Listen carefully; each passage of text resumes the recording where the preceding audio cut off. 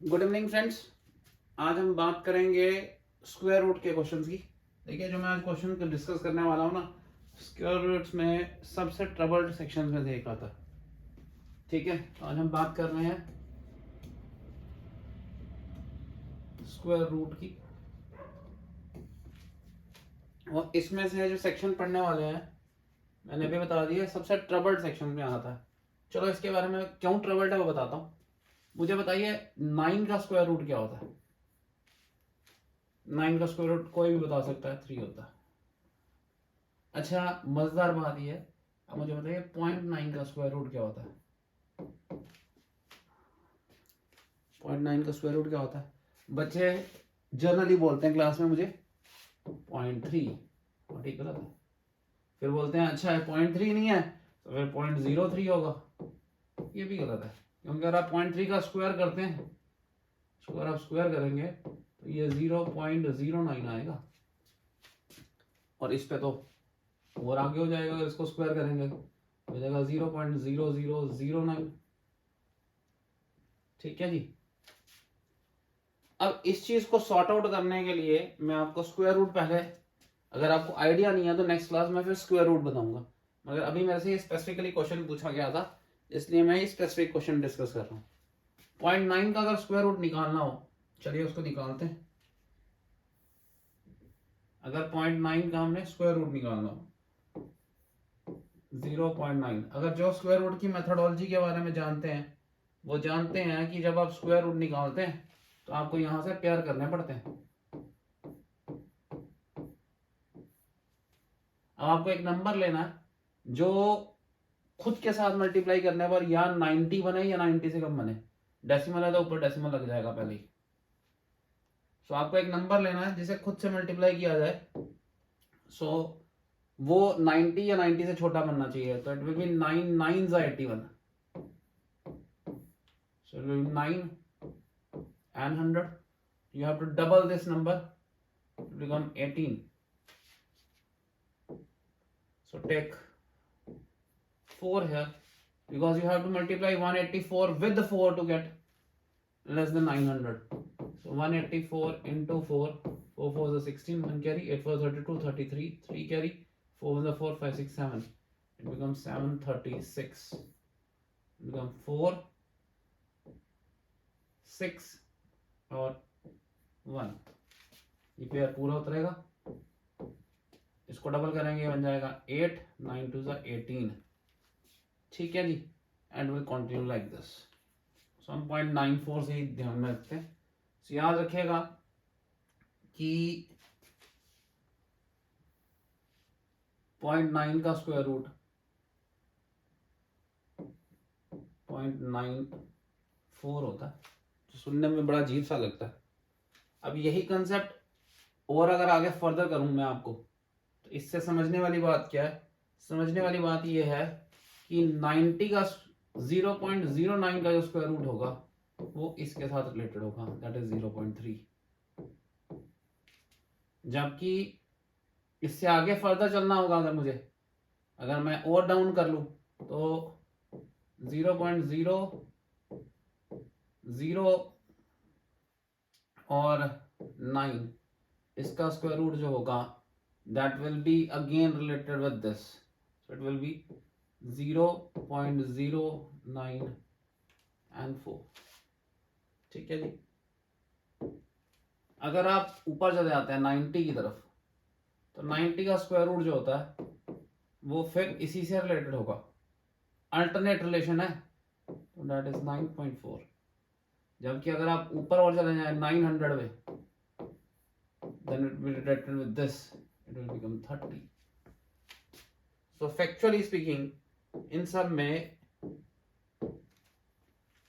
Alternate relation है, इसमें इसमें इसमें दे हैव अल्टरनेट रिलेशनशिप। यानी अगर मैं इसको डेसिमल में समझाने की कोशिश करूं,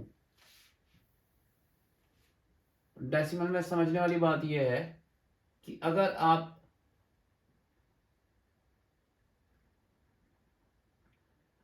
रूट के अंदर if you are multiplying sum with 100, 10 के इवन मल्टीपल्स, 10 के इवन मल्टीपल्स, तब वैल्यू में सिर्फ डेसिमल की मूवमेंट होती है।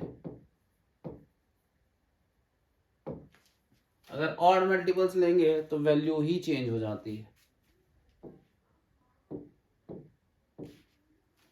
इसको अगर मैं समझाने की कोशिश करूंगा तो यहां पे समझ पाएंगे। अगर आप रूट के अंदर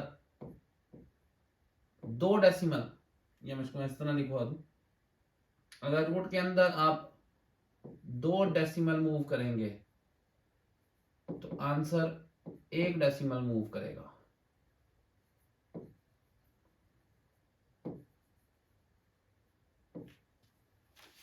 अगर आप 4 डेसिमल रूट के अंदर मूव करेंगे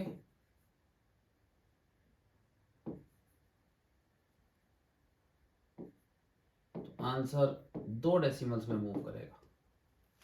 और ये लेफ्ट में यानी मल्टीप्लाई करने पर भी, और डिवाइड, लेफ्ट का मतलब होता है डिवाइड करना, this is applicable in divide also, this is applicable in multiply also. अब ये कंसेप्ट यहां पे बड़े शानदार तरीके से लगेगा। देखिए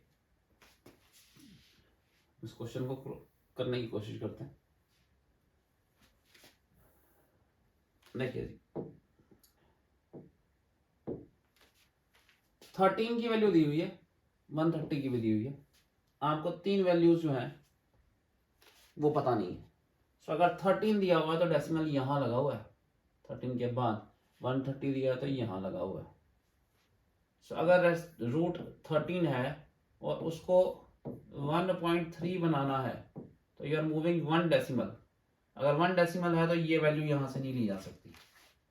अगर 130 है तो यहां पे डेसिमल है, you are jumping twice to reach to this point और दिस वैल्यू, सो ये वैल्यू यहां से ली जाएगी। यानी ये वैल्यू इसको देगी।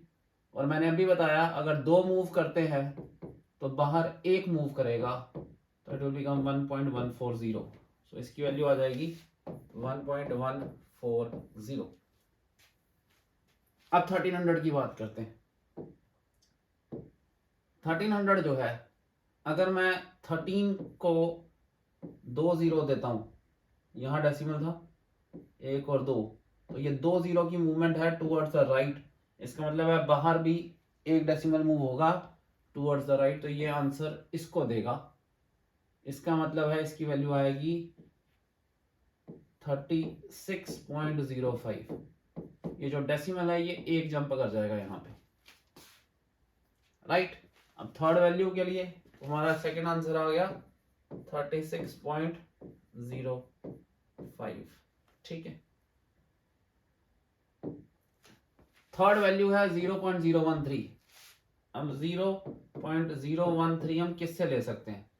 अगर हम 13 को यूज करते हैं तो यहां से डेसिमल मूव करेगा, 1 2, यहां फिर हमने 0 लगाया 3, तो ये 3 की मूवमेंट हो गई।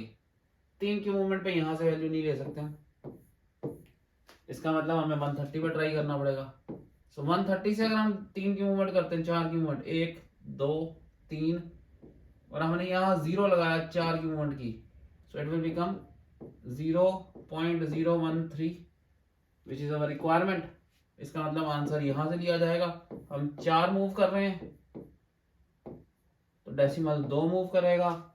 डेसिमल 2 मूव करने का मतलब है it will ultimately give a value of 0.1140।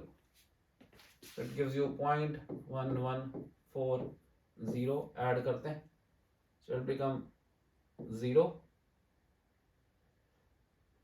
it will become 4 5 4 9 1 10 1 2 3 6 1 7 37.3040 37.3040। This is the answer. इस वीडियो को कम से कम 2 बार गो थ्रू करिएगा टू ग्रैब एन आइडिया। अगर आपको स्क्वायर रूट का आइडिया नहीं है तो ये क्वेश्चन समझने में ज़्यादा मुश्किल होगी। उसके लिए पहले स्क्वायर रूट निकालने की मेथोडोलॉजी समझिए। कंसेप्ट मैं एक बार दोबारा बता देता हूँ। कंसेप्ट बोलता है, क्वेश्चन आपके सामने ही पड़ा है। कंसेप्ट क्या बोलता है, सॉरी,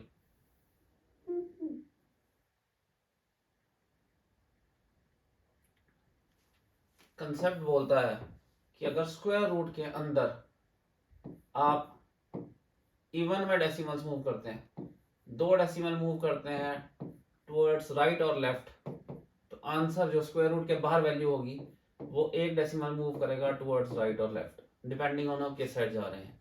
उसी तरह अगर आप 4 डेसिमल यूज करते हैं तो 2 डेसिमल आएगा स्क्वायर रूट के अंदर, 6 डेसिमल है तो बाहर 3 डेसिमल्स आएगा राइट या लेफ्ट की तरफ। बट अगर ऑड नंबर्स में लेते हैं, 1 डेसिमल मूव करते हैं तो वैल्यू नहीं यूज हो सकती, वैल्यू चेंज हो जाती है। सो आप डेसिमल मूवमेंट को यूज नहीं कर सकते और उस डेसिमल से वैल्यू नहीं निकाल सकते। इसलिए ऑड पे, 3 पे, 5 पे ये मूवमेंट नहीं होगी। डेसिमल वैल्यू तभी यूज कर पाएंगे जब इवन नंबर्स पे मूवमेंट हो रही है, और अगर रूट के अंदर इवन मूवमेंट होती है तो रूट के बाद उसी हिसाब से ऑड की मूवमेंट हो जाती है। ये क्वेश्चन समझने के लिए 2-3 बार इस वीडियो को देखिएगा, आइडिया आप ग्रैब कर पाएंगे। बेटर एग्जांपल्स के साथ अगली बार फिर डिस्कस करेंगे इसको। Thank you, bye.